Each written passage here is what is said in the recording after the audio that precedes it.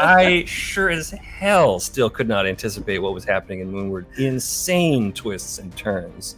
Even without dice, tremendous narrative intrigue is getting delivered by all these players, Marisha and Liam, constantly. It is wild.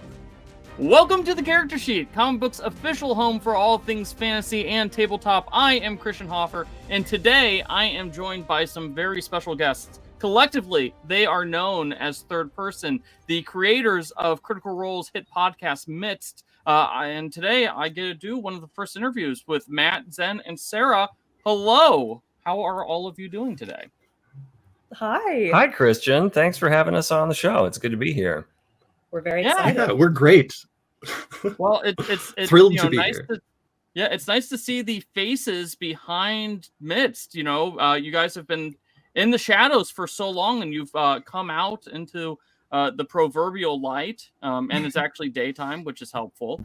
So, my first question before we dive into Midst and Moonward and all your plans, I want to know, how did the three of you guys meet, and what made you decide to do Midst together?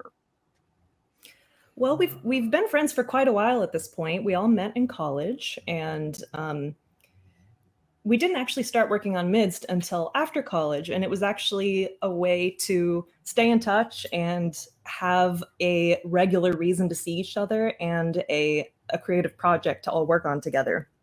And initially was just entirely for our own entertainment. Mm-hmm. And originally, Midst was a tabletop role-playing game. The three of us are united by our love of storytelling and fiction, film, and largely of gaming. And Midst originally took form as a tabletop game experience that the three of us were devising to play together, and quickly realized that it would be better served by becoming a podcast. Yeah, kind of that way we would be able to share it with our friends or potentially our moms, and have that that chance to kind of spread it around or be able to say hey, yeah, this is what I'm working on with my friends. And it was just from the jump a way for us to all kind of continue to play in the same sandbox together, bringing in little elements of storytelling, of that imaginary play, and to be able to do it in a way that was both fun and accessible. Podcasting is an extremely accessible way to get a story out there and be able to share it with a broader audience. And that was kind of why we gravitated to it. It was something that was within our wheelhouse, and we had the means, and Zen had the interest, audio-wise, to stitch it together and make it happen. So that was kind of the path that we took. Mm-hmm. Now, with Midst, it's interesting because the whole I almost kind of compare the genre to radio plays, where it's not actual plays, it's scripted programming. You guys fall firmly in between because Midst is all improv. I've read about a little bit about your process in past interviews and things like that. I know that you kind of hit vague beats beforehand, but that's all when you're actually recording. A lot of that's just improv and live. How exactly does that work? Because I'm fascinated about how polished it comes off when I'm listening to it. Well, to go back to the gaming analogy, and thank you for saying so, that it's a weird trademark we've developed to tell stories in this way.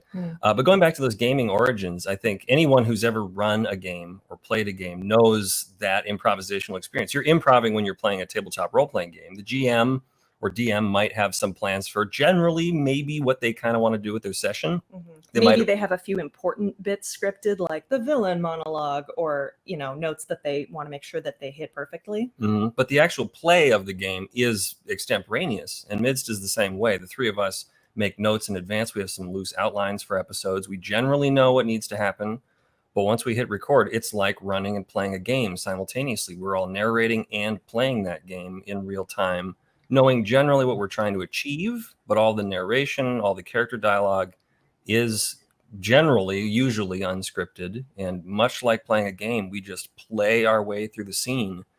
So anyone who's familiar with gaming will know this process. We just sort of add additional music and sound, and we just sort of add additional music and sound. But really, sound I try.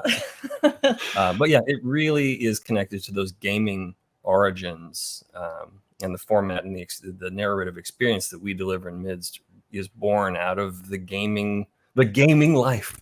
And if it does sound polished, which is very kind of you to say, that is very much due to the editing process. So full props to Zen there for taking out all of our word flubs and failed takes, because there are many.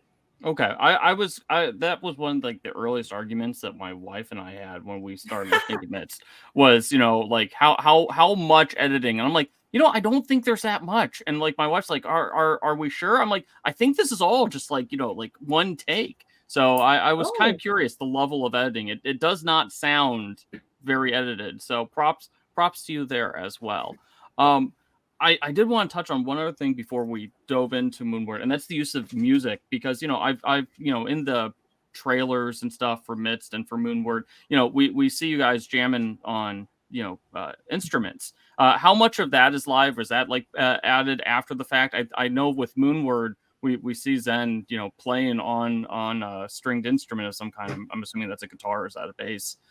So how much of that happens during the scene? Does anyone just like break out the music and break out the instruments during a recording session? Moonward is entirely live. Was your question specifically about Midst, or just in general? I'm curious. I just in general, like when you guys were recording Midst, how much of that was happening for Moonward looking forward? How much of that will happen? Yeah. Well, I am the audio person of Midst. I do all of Midst's recording and editing and sound design and music. So I'll take this one. Midst I'm not playing music live when we're recording Midst. We're just performing the dialogue. Music for Midst is done in post-production. But it is done pretty improvisationally, much like the rest of the show is done. I create the dialogue edits for the show, which is just all the dialogue in the sequence that we are ready to publish. And then the way that I produce the music for Midst is that I basically just play back the dialogue of the episode and jam music as kind of a live improv session, which I build over time. I layer things and I do retake things. So it's not all like in one seamless, continuous take of me doing everything perfectly the first time. I do iterate things and try things and build things and change things. But Moonward, on the other hand, is all live in the moment. As the guide narrator of Moonward, I've created all of the sound that you hear in the show. I've created the system necessary to launch and perform all that sound, and I am also performing all the music for the game live. Some of the music from Moonward is musical cues that I've created in advance when I've anticipated that certain scenes might occur. I know that I'll have, the scary reveal music or something. It is a piece that I have created, but it's something that I will trigger. Whereas the other half of all the music in Moonward is all completely live and completely in the moment. Because there are a lot of things I don't know that I will need music for. I don't know what the characters are going to do. I don't know what spooky music they may or may not need. So most of Moonward is completely live, improvised music using electric guitar, a variety of synthesizers, some weird like rice shakers, vocal effects. There's a lot of cool sound and music in Moonward. So let's talk a little bit about Moonward, which is a sequel series to Midst, which wrapped up earlier this summer. What led to the creation of Moonward? Besides, obviously, there's more story to tell within the Midst verse. Why did you decide to switch formats? Why did you decide to add, Marisha and Liam to the cast? Well, it was an idea that developed relatively recently. I mean, when Critical Role initially brought us in, we had no idea that it might lead to something like this. But being affiliated with Critical Role does open certain doorways to opportunities, such as what Critical Role is known for, sitting around a table on video, playing games with friends. So it just kind of developed naturally over the course of several conversations. It felt kind of like an obvious route to explore if we were going to continue making content in the Midst cosmos. Yeah, and especially considering that we, as I mentioned, our origins are in gaming. Our line that we say sometimes is that we are or were gamers first and podcasters second. Midst is the way that it is because of the way that we run and play games.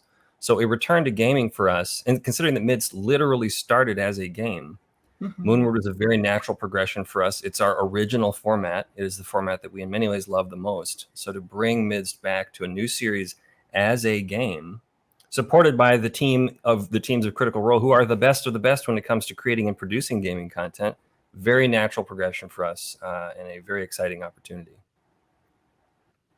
Obviously, since Moonward is on camera, did that change anything about how you approached like the storytelling aspects of it? We already kind of talked about, the sound effects and things like that, because it was all, filmed live. But, did you have to change any of your other approaches due to the fact that now you were sitting around a table and you were being recorded sitting around a table?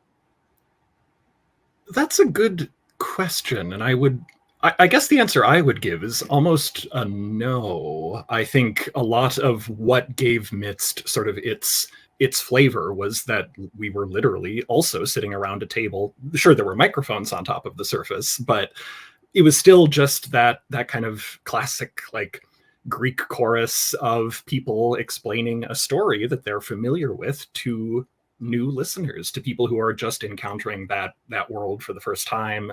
And I think through that kind of process, that kind of like playful exploration of themes and of characters, like it's really kind of trying to get in touch with that very fundamental human experience of imagining, what kind of person you want to be, like what kind of world do you want to create, and how do those things inform each other? How do they grow and change? And it all kind of feeds into this whole storytelling method that ultimately, I hope, feels like us all just sort of sitting around almost a campfire and being like, oh yeah, and then this happened and this character said this and here's how it all kind of went. And it just feels very, very human. The design is very human. The design. Yeah. I'll add one more thing about that design.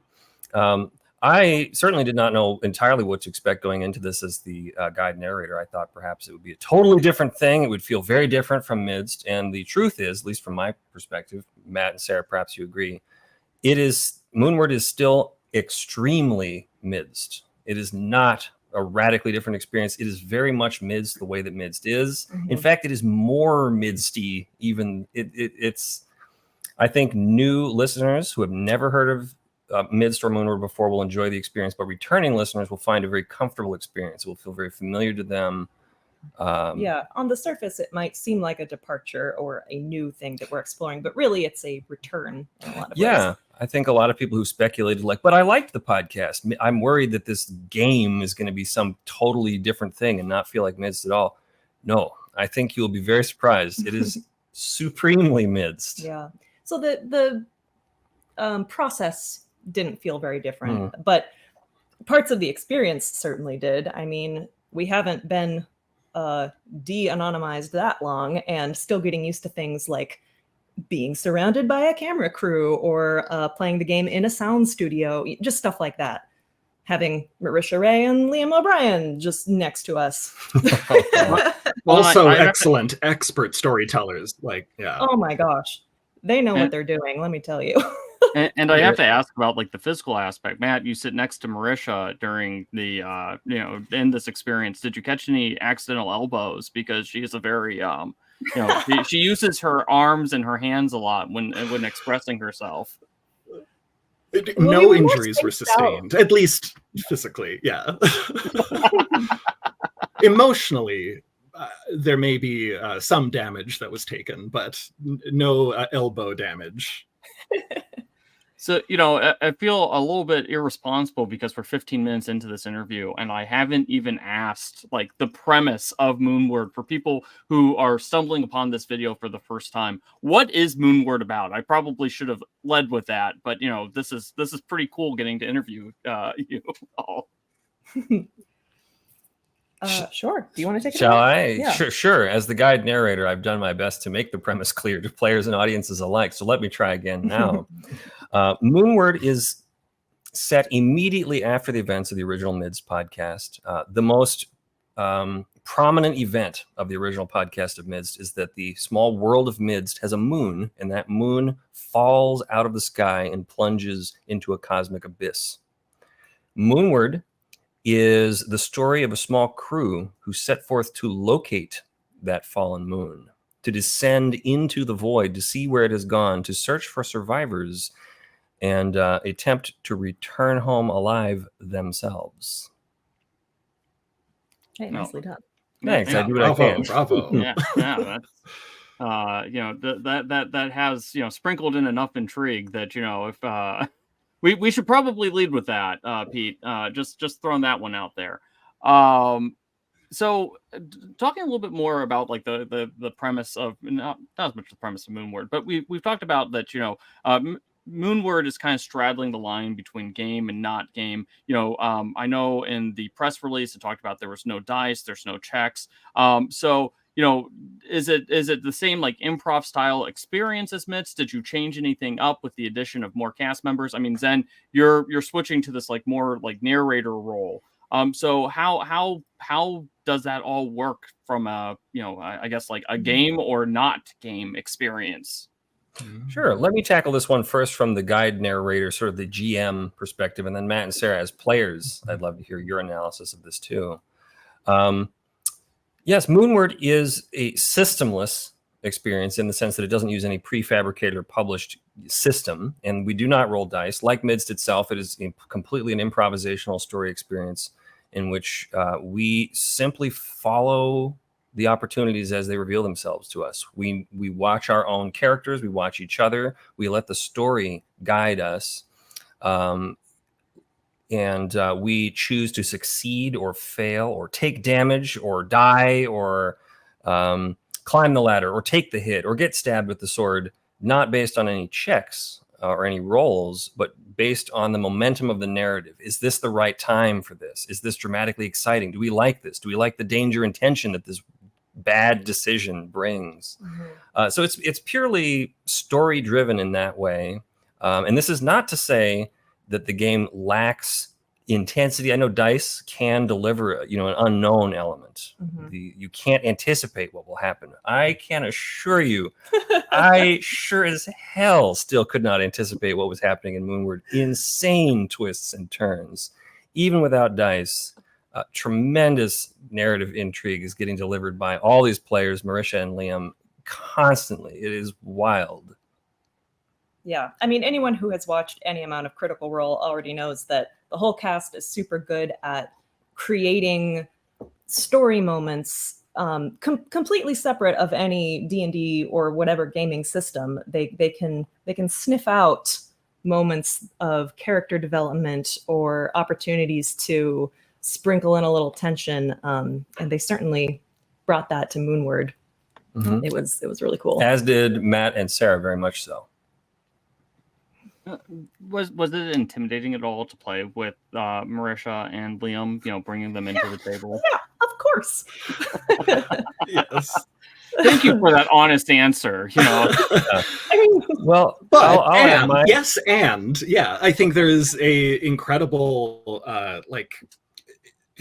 they're just good human people. I mentioned humans before, and I think there's a very true piece of this storytelling experience that is connecting with other people around that table and finding those moments. You don't necessarily need a dice roll to find something crazy or quirky to do to kind of like put someone on the back foot if you can narratively present that opportunity to each other or see it kind of beginning to unfold in the course of the story that's being told. So though that random element isn't done in a like necessarily mechanical mathematical sort of a way, it's being it is still playing out in real time, but we're sort of the ones being those dice results to each other. We're the ones, offering those challenges. Exactly. Yes. In some ways, very, very much so. Yeah. I guess one major difference between the experience of improvising Midst together and playing this game is that Zen was relegated to a somewhat distinct role from the rest of us. Usually we are very in each other's business and we take equal power in crafting the story, in thinking about the twists and turns that the plot should take.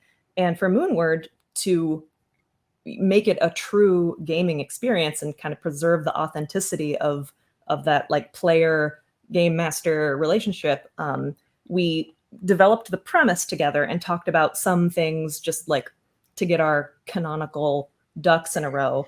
But once kind of the baseline premise was established, Zen took it away and went into their game prep cave, my strange lair, your mind palace, and Matt and I didn't know what to expect, and we were delightfully stunned at multiple points. It was so fun to experience something that I'm used to coming at from a creator standpoint, and then feeling more like a participant or an audience member. Yeah, and to clarify my role as the guide narrator, Midst, the podcast is unique in that it has 3 narrators, the 3 of us, who also perform all the characters. And Moonward is not entirely different from that. I would describe the players of Moonward as also being narrators themselves. In Moonward, all of the players have a level of narratorial control over the game that is, I think, a little bit unusual for more conventional games. I perform the role of the guide narrator, which is to say that I'm there to, play music and kind of moderate the tempo of the scene to help things move along. But otherwise, I attempted as often as possible to largely take a back seat and simply hand moments off to the players and let them guide the scene, let them set the narrative. So unlike a conventional game master or DM where I'm really sort of in charge, I'm the one propelling the story. Everyone looks to me for information, for sensory input, for descriptions of things. A lot of that in Moonward is handed back to the players, and everyone is collectively narrating the story together while I play guitar music, among other things. No joke. There were multiple sections for where 5-10 minutes Zen barely said a word and just sat there jamming Noodling. out while 2 or more characters just had conversations. Yeah. So everyone is a narrator in Moonward to some extent, and everyone does a phenomenal job. We can't wait for you to experience the tales. I'm really looking forward to it. I had 2 more questions before we wrap things up. The first question, why was now the right time? Because third person has existed, for several years in like an anonymous state. It was part of like I guess like the vibe of Midst. Why was now the right time for you guys to come out and so to speak, and reveal your true forms? Are these our true forms? Yeah, maybe this is great and terrible as they may appear. Yeah. Well, it's born out of some necessity. I mean, we've slowly and generally de-anonymized progressively over the course of the 3 seasons of Midst. So it was a natural step that by the time Midst itself concluded in its original podcast form, that we might come out of the shadows a little bit. But also by necessity, in order to produce and create Moonward, we needed to be revealed in order to have human forms. So now it's one of those things. Yeah, now was the time to come out of the podcast void, present our possibly not yet final forms to the world, so that we could become available to do more content such as Moonward. Yeah. Also, I think that anonymity in this day and age is a very difficult thing to preserve, and speaking for myself, I would just much rather choose my own moment and method to come out of the shadows than wait for it to happen randomly on Reddit or something like that. Yeah, just get doxxed eventually. Yeah. Yeah. This way we got to have a fancy photo shoot and the whole star treatment. That was fun. Yeah. If only every public reveal happened like that. Right? If only we could all be so lucky. It was very fun. So I would just add too, in the very early days, Midst was just as Sarah mentioned, like a hobby for us. It was a way for us to stay in touch with our friends, to hang out with each other, and be able to goof around and have a tale verse that we could all kind of jointly collaborate in. And it was kind of this separate thing outside of what felt like our day-to-day existence. It was our escape. And I think the process of slowly like feeling like, oh yeah, like the work is able to stand on its own 2 legs, and we can also now, or however many legs it has, I don't know, I don't mean to ascribe a quantity of legs to Midst, but just that it was an opportunity to continue to grow into that space, to be able to see how that thing that was just our hobby could maybe take another path, and Critical Role also opened doors to be able to do that kind of thing. So many thanks are due to Critical Role and Marisha, to Sam, to Liam, the whole squad, for their interest in this hobby project that we started working on, and the opportunity to be able to then share and collaborate with these other excellent storytellers in this sort of format. So final question, kind of building off of that, how do you hope that this Midstverse continues to grow beyond just Moonward, assuming that the Midstverse doesn't blow up at the end of Moonward? That, I guess, that's a relatively big assumption there. Yes, Yeah. Spoilers. No. Well, for one thing, the comic Take it away, Matt. books are coming soon. Yes, comics. And I'm quickly accessing my dates. Surely these will be made available in a post bar. But yes, the first issue of 3 standalone Midst stories, Midst Address Unknown, arrives in comic shops on August the 14th. So just days after you're probably seeing this. So hop down to your local comic book store, place an order, snag it, see more of the Midst cosmos that way. In an exciting new medium.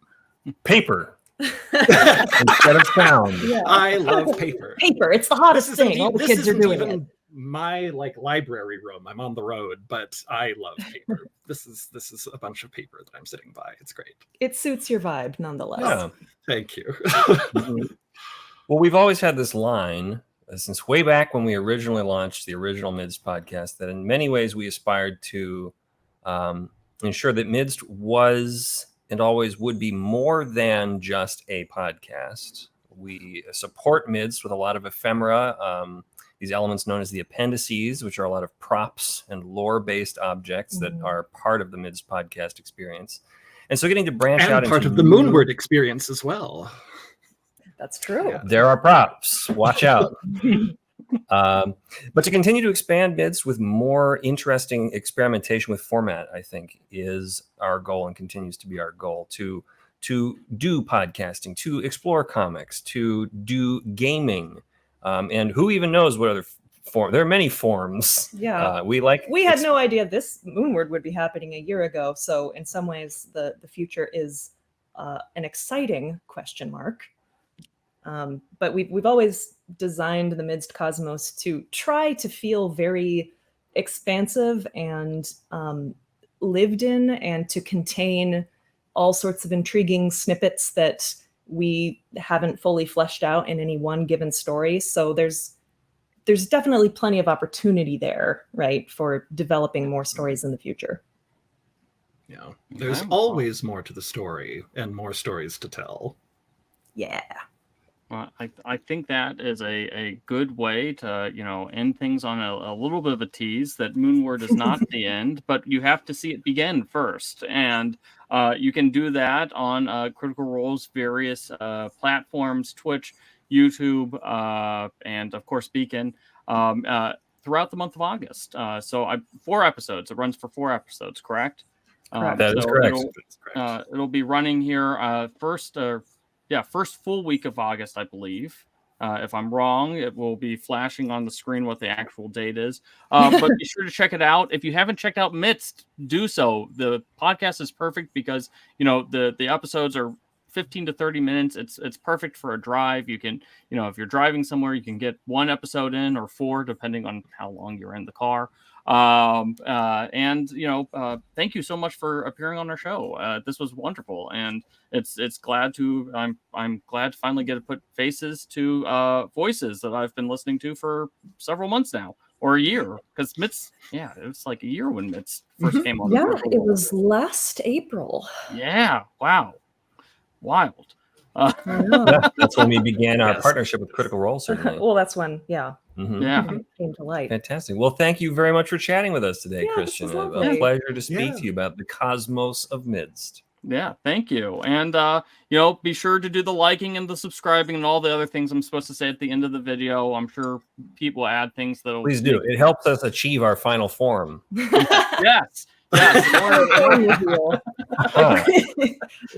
All the likes and subscribe New form will just them dropped. into a physical form. From voices in the cosmos to physical form made manifest, thanks to the power of your likes and subscribes. And on that note, thank you so much for watching.